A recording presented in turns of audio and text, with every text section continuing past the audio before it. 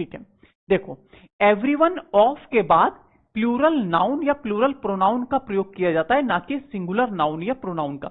यहां पर आप एक बात समझने का प्रयास कीजिए, मैं आपको थोड़ा सा बताऊं, क्योंकि इसमें केवल स्पेस का अंतर है। देखिए, एक हमने लिखा एवरीवन,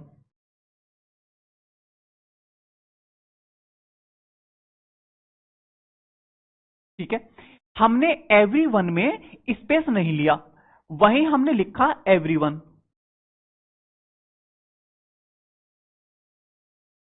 ठीक है। यहां पर देखिए दोनों में बहुत माइन्यूट अंतर है। ये जब हम फॉर्मल इंग्लिश का मतलब है जब हम राइटिंग वाली इंग्लिश लेते हैं और बिल्कुल फॉर्मल इंग्लिश लिखने का जब हम प्रयास करते हैं, बिल्कुल क्लियर इंग्लिश लिखने का प्रयास करते हैं, तब हम वहां पर पंक्चुएशंस पढ़ते हैं। उस पंक्चुएशंस में विभिन्न कोमा, विभिन्न फुल स्टॉप, विभिन्न कोलोन्स और वहां पर स्पेस, इन सब बातों का भी ध्यान रखा जाता है। उसी प्रकार से जब हम यहां पर यूज करते हैं तो यहां पर ये जो स्पेस है, देखिए यहां पर स्पेस मैंने नहीं लिया है, यहां पर मैंने स्पेस लिया है। जब हम पीएचडी करते हैं, जब हम नेट जेआरएफ की इंग्लिश पढ़ते हैं, तब इन बातों का बहुत ध्यान रखा जाता है। इन स्पेस पर, इन पंक्चुएशन पर ग्रामर डिपेंड करती है। कैसे डिपेंड करती है जरा देखिए, ये एवरीवन है, मैंने आपको बताया कि एवरी के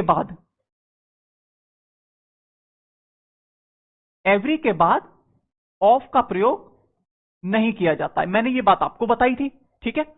इसी प्रकार से एवरीवन अगर है, अगर इसमें स्पेस नहीं है तो हम इसके बाद ऑफ का प्रयोग नहीं कर सकते,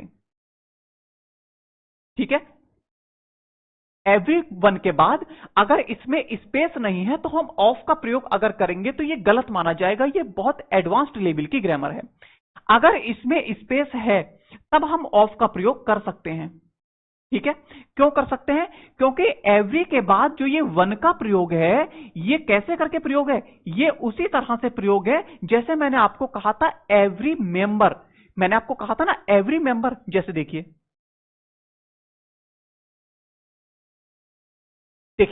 मैंने वैसे तो आपको कहा कि एवरी के बाद ऑफ का प्रयोग नहीं होता है, लेकिन अगर हमने एवरी के बाद मेंबर का प्रयोग कर दिया, एवरी के बाद मेंबर का प्रयोग कर दिया, एवरी अलग है और इसका नाउन है मेंबर, तब हम ऑफ का प्रयोग कर सकते हैं, ठीक है। लेकिन यहां पर आप देखिए, अब इसके बाद एवरी के बाद हमने वन का प्रयोग किया, ये वन जो है ये नाउन का कार्य कर रहा है, नाउन का कार्य कर रहा है, तो एवरी वन के बाद ऑफ आ सकता है। लेकिन अगर इसमें